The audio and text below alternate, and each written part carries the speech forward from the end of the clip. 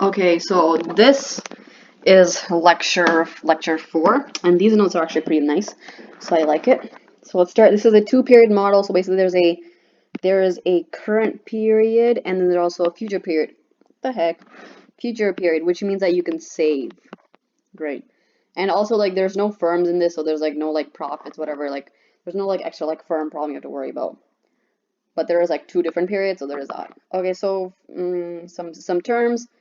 There's like a current income and then a future income. So basically for future, there's just that little apostrophe at the top. So that's how we know that it's for the future. There's also taxes. These are again lump sum taxes. So taxes for the current period and then future taxes. Okay, great. So the budget constraint. So with the budget constraint, so in our life we have income, Y, and we have to pay taxes, T. So our disposable income, like the income that we have, is Y minus T, that we can like, do whatever with. The 2 things that we can do with this money is we can either consume it, like spend it on money, spend it on things, or we can save it, which means that what you do with this money is either save or you consume. So putting it together, we know that with all the money that you have, you like consume plus save it. So C plus S equals Y minus T. Great. Some like basic stuff is that if the savings is greater than 0, that means that you're a saver. And if you're a saver, another word, not another word, but like sometimes instead of calling you a saver, they might call you a lender. And why is this? Because when you save money, like you're gonna have like money in like your bank account, whatever, right? But you don't just want to keep that, in your bank account. Like that's such a waste, like, right? So instead of just keeping it stored up there, what you would do with that money is lend it out to people and like charge like an interest rate over, and maybe like I don't know, charge them like 7%. I don't know, whatever. Charge them like 7% in return for like for them to like borrow their money, borrow your money. So it's like you're not just like inflation and stuff. You don't really want to just keep your money in there. You have to get some kind of benefit. You want to invest because that's a smart thing to do.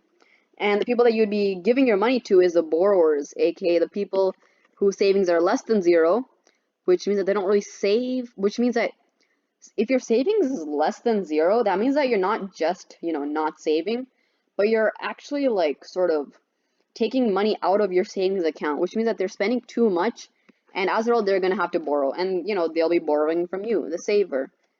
It doesn't really matter which one. It's not like one is better than the other, but just it's something to keep in mind. Another thing is the R is gonna be the interest rate, so like the inflation rate or whatever. So the budget constraint for the future. Okay, right. So the budget, this thing C plus S equals Y minus T is a current period's budget constraint. Like, what are you gonna do with your money today? Like, that's the question. The future budget constraint is sort of like the same thing as like, like the previous lecture, but just like with the apostrophe of everything. So like so basically you have your income and then you have your taxes, which you have to take away from that. Plus now you have like this cool thing where you can like, where you save up your money and like the interest rate that you get is like 1 plus R. So like, if you invested in like the stock market or whatever and you get like an R% interest rate, like that is how much money you will have in the future.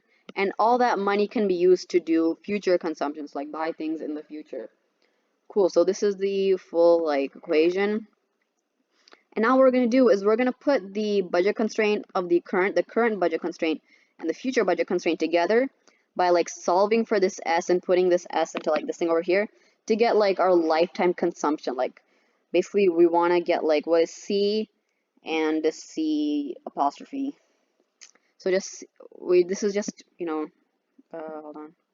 So this is just this one but rearranged. I just did like a little bit of rearranging in it. And then subbing this whole thing into the C plus S. So this goes over here. So we have C plus this whole thing equals Y minus T. Break these all up, you get this. Rearrange them in the way that is in the notes. So we have our present value of consumption over here is equal to our present value of income minus the present value of taxes. We're dividing by 1 plus R, because this is like the present value. So like, while in the future it's like so much, blah, blah. We have to remove like that interest rate multiplier thing the like extra benefit that we get. So our lifetime wealth, which we will use letters WE to like, like as like a variable to like represent it. is basically this thing right here. The present value of income minus the present value of taxes, like just income minus taxes, you know, disposable income. So it's just thing over here. So you can rewrite this whole thing with the WE instead. So we can put WE instead of this like little square thing. I'm just drawing yellow everywhere. So now, and then we can just rearrange this, multiply it all by 1 plus r, blah, blah, blah, blah, blah. And we get to this thing over here, okay? So C, future consumption equals the future wealth, I mean lifetime wealth, times 1 plus r minus 1 plus r times C. So some things we should keep in mind is that in our thingy, y and t are given. And I'm pretty sure, yeah, r is probably also given too. Which means that since these things are all the things that make up lifetime wealth is known, R is known, R is known. So the only thing that's unknown is C. So when we like plot this out, we're going to be plotting out future consumption as a thing of present consumption. And our slope is going to be the negative 1 plus R. And then the y-intercept is going to be this thing over here. So WE times 1 plus R, blah, blah, blah. One thing to note is that there's this thing, okay, so this is our graph. Okay, cool, great. Now, I can be on any point on this graph. Like I could be here, I could be here, whatever.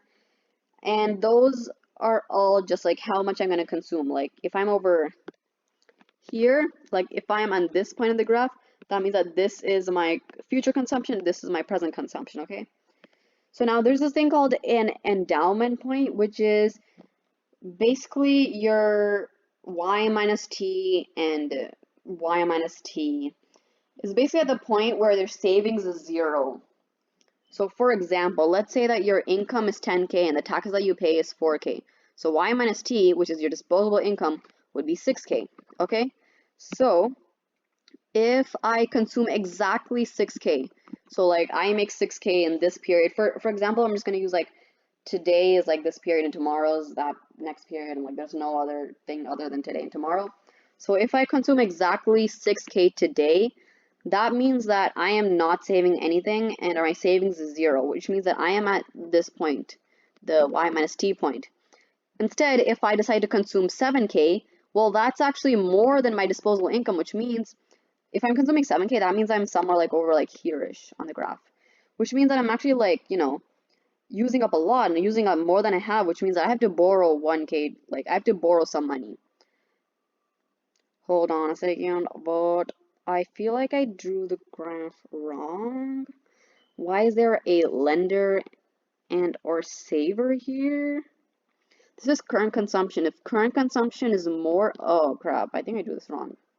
I mean, I didn't draw like the entire thing wrong. It's supposed to be the other way around. Borrower and then saver slash lender, right? So over here, if I'm over here and I'm consuming exactly 6K dollars, like, I mean, I'm consuming 7K, so like more than my current thing right now, that means I'm gonna have to borrow like an extra money. And if on the other hand, I only consumed 4K, which means I have like 2K left from my income, then that means like I'm over like in this area-ish, and I am actually gonna be saving money. So basically, if I'm on the right side of my endowment point, I am a borrower. If I'm on the left side, I'm a saver. The endowment point is actually pretty important when we look into interest rate changes. Something cool to keep in mind. Okay, so as with all other goods, we are going to have an indifference curve. In this case, it's going to be future consumption as the top one, and then current consumption as the bottom one. Cool.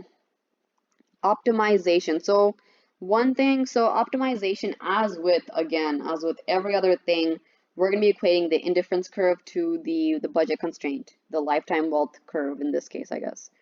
So we're going to want to do it when the slopes are both equal. So that's like here-ish, where I have the letter A. And basically that's the point that's like how much I consume with the future consumption and the thingy consumption. And in this graph that over here, I have my endowment point, so like or my y minus t over here. Since I'm currently consuming, so that's like this consumption over here. So I'm currently consuming less than my endowment point. I am a saver. So this would be a graph for a saver. Great. Also, I just keep drawing, like I just keep writing this thing over and over again because I want to like, remember it. Oh, it moved way too much. But yeah, that's the one for a saver. And then next we're going to do it for a lender. I mean borrower. Saver is another word for lender. I cannot be bothered to do this, whatever. Next, we have a borrower. Basically the same thing. Literally the exact same thing, except only thing is the endowment point is going to be on the left side of the consumption because it shows that you're consuming more than your actual disposable income. So it's like, oh my God, I have no money for this, which means I have to borrow it. Great. So it's just like they say the same thing as like all other income like stuff. So next thing we have an increase in the current or future income. So first of all, we have our equation that the future consumption equals blah blah blah. Okay? So we know that this lifetime wealth is equal to this. Okay? Now, if either current income or future income increases, doesn't really matter which one actually, like because they're both have like a similar effect. It's just that current income has like a bigger effect than future. Actually, no, I don't know. Whatever. They both have the same effect. If they were to increase, then the lifetime wealth were to increase, which means that the lifetime wealth that's over here in this equation would increase, which means that my what is it? The y-intercept rises, which means that it just flows up. It just goes up. The entire budget constraint, the entire like lifetime wealth line, just shifts up, and then we also have like a new indifference curve along with that. Cool, cool, cool. So one cool thing to note, unless it was over there, right? Yeah, that's what whatever. Anyway, so one thing to note is that the way that we've drawn out this curve, because we definitely could have, okay, before I go into that, I'll just start off with like the basics. So we increased the budget constraint, and then we also moved our indifference curve, and we have a new consumption level. They've all increased, yay. Now, a cool thing to note is that the increase in my income is actually bigger than the increase in consumption. So the increase in income is this distance. So like the distance from like between these two lines, because that's how much like increased. Whereas the increase in consumption is the distance between these two lines. So if you're comparing this two line versus this two line, the increase in the income is actually bigger than the increase in consumption. Cool. This is sort of like an important thing because it shows that consumption is not as volatile as income, and it's sort of like consumption smoothing, which means that if I were to get like $1 billion today, I'm not going to spend it all today. I'm probably going to be like, maybe I should save some of it. So it's sort of like a smart thing that people do, and since we are smart individuals, we would do that. Cool, not really a cool thing, but one thing to note is that this depends on how you actually draw the graph, because I literally could have drawn the graph, like the new indifference curve, like this. In which case, the new consumption would actually be the same as the income. But like, because it would be like right here, and then that's like the same thing as the income, same difference. But the thing is, you have to keep in mind that consumption smoothing is actually like a thing that occurs, so you can't really have that. So that's something to keep in mind when you're like drawing graphs. Let me just undo everything. Oh, it's gonna take forever. Jesus Christ. Okay, cool. So yeah, so alright. And also since when my income increases by so much, but my consumption only increases by a little bit, which means that I'm gonna be like saving some of that money. Like if I'm not spending it, then I'm saving it. So my savings is greater than 0. Cool. So there are two hypothesis things that we are learning. So one is called the permanent income hypothesis, PIH as a acronym, which basically says that we save when our income is high, borrow when it's low, and also that consumption is less volatile than income, which is what we looked at over here. Second hypothesis is a life cycle hypothesis, which means that our total, like our y as like a function of like our ages, I guess, is hump shaped. This is our y, like income. It's like how much money that we make from our jobs. So in the beginning over here is like, you know, when we're like a teen, whatever, and like we have no money, like we're literally like poor, right? So we borrow money. And then over here we're like rich, we have like jobs, we're like working age. So at this point we decide to save. Where's my highlighter? High Y, so we save.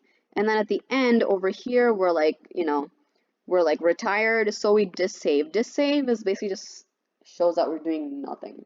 Like we're spending the money that we have, but like we're not really borrowing money for it because we've already saved up. So we're dissaving, so we're like doing nothing.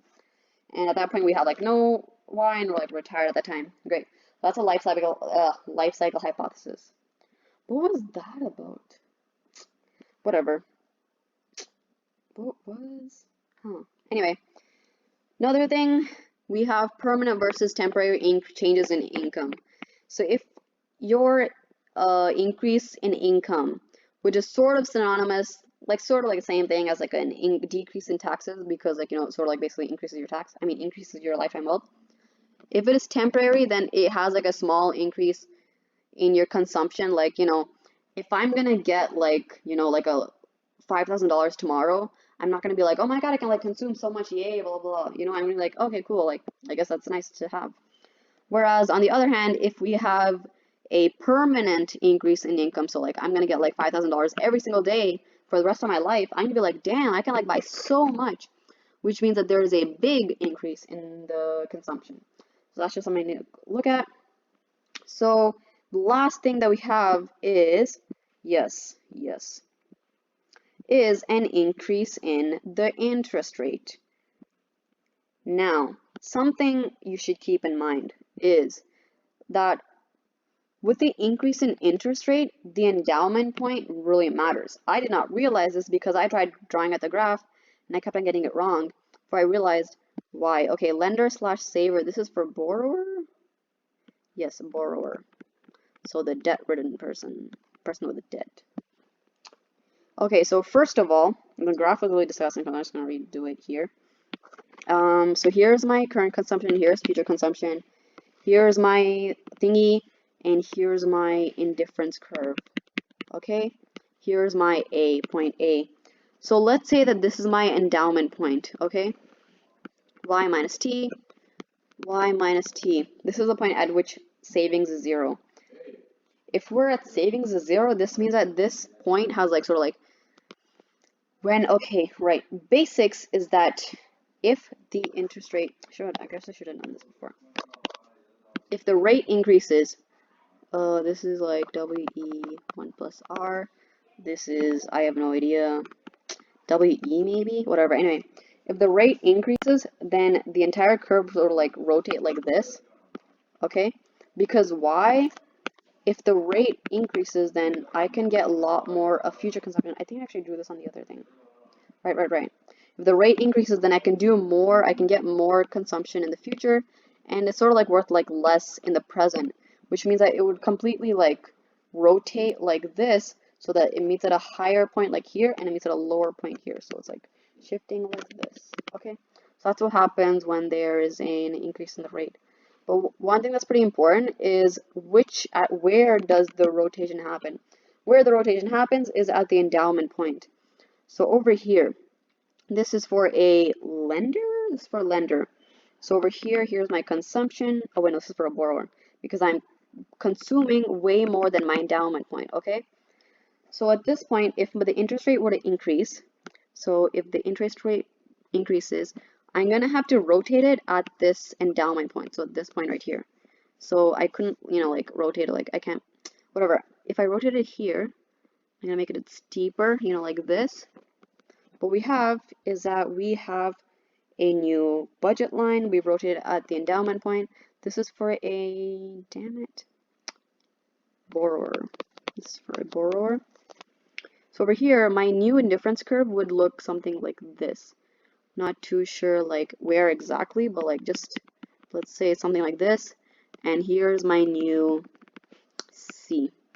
Here's my C2. This is the C1. And this is the oh, see, I messed up slightly because one of these is supposed to be like ambiguous. So I'm gonna undo some of these. Undo. Oof. Okay, right, like this, and then let's see, okay, first I'm just gonna go like this. This is C1, this is C1. I don't know why I have the apostrophe here, because this is present consumption. Great. So with this new budget line, where could this curve be? It could either be like here, it can either meet like here, or, well, it can't really meet here, because I know it would meet, yeah, okay. So, if we just like logically try to draw it out in like a nice way, we would say C2, and then here is C2. So current consumption decreases. This is for what again? This is a borrower. Current consumption increases, but future consumption is unknown. I just want to check if this is the correct one. Borrower. Yes, good job. So yeah, like basically it depends on where you pivot the budget constraint. I mean, yeah, the budget constraint. I keep calling it budget constraint because it's like a straight line. But yeah, so if you're a borrower, then with an increase in the interest rate, we know that the current consumption decreases, but your future consumption is sort of unknown because we don't really, it depends on like, whether it's up or down. Like it could be drawn like, this. Could it?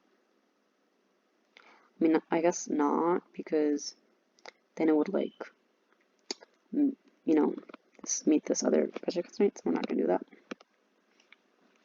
Okay, but like logically thinking, let's think about this.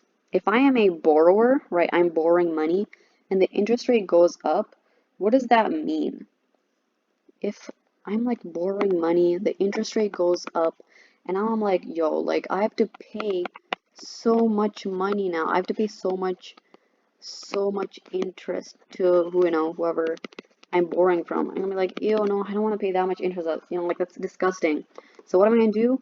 I'm going to save up more, or like aka consume less today, and then maybe like decide to either save more tomorrow, or maybe like pay off my debts or whatever. We don't really know what I'm gonna do in the future, but like in the current, I am going to consume less. Okay, so that's like a logical way of thinking it is, I guess. Just remember that. So now, oh, I already did the borrower. This is the lender. Okay.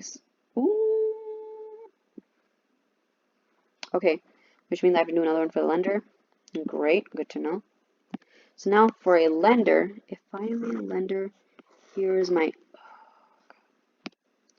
indifference curve, blah blah. C1, 1. This is future, this is current. Okay, so if I am a, what am I doing right now? Lender. I have to write that down. Borrower. Oh wait, borrower. Saver is the same thing as lender. Savers / lender. At this point, this means that my consumption is less than my endowment point, which means that my endowment point is like over here, which means that I will be pivoting my budget constraint over here. So like, let's say it goes like this. Okay, this is my new, oh, I should have done a different color. It goes like this. Okay, so with my new thingy, I'm gonna draw my new like indifference curve, and this new indifference curve will probably be like here-ish, right? Or it could also be like, it can't really be here. Probably like here-ish, I'm trying to like make this follow in the correct stuff. Like we'll see. But anyway, we're gonna put it over here. I sort of know that it can't go over here, or else it'll be like very like edgy, like this. So it's gonna be over here, and so this will be my new C2, and this is also the C2. So at this point, we see that the future consumption has increased, but current consumption is unknown. So if I am a saver or a lender, which means I have a lot of money in the future, which means I have like so much savings, I have like so much dollar in my bank, And if the rate goes up, what does that mean? That means that I can consume so much in the future. Like, wow, I'll be able to consume a lot. Yay, in the future. That's why the future consumption goes up, but we don't really know too much. We really don't care too much about like the current consumption. It's like the whole like substitution income effect, blah blah. So we're gonna avoid that. We're gonna like forget about that. But like, yeah, that's sort of like how the endowment point sort of matters. Just remember, it's where it pivots. So yes, endowment point is where the curve, the WE curve rotates, so that determines whether it's going to be an increase in future consumption or present consumption. And yeah, and in this case with the borrower, yeah, I wrote it. If I'm a borrower, then I'm going to be saving, my savings will go up. So that was like with this thing over here, I'm going to like, borrow less. I mean, I'm going to consume less today, which means my savings is going up since my Y is like going up. Whatever, anyway, basic stuff. Okay, bye.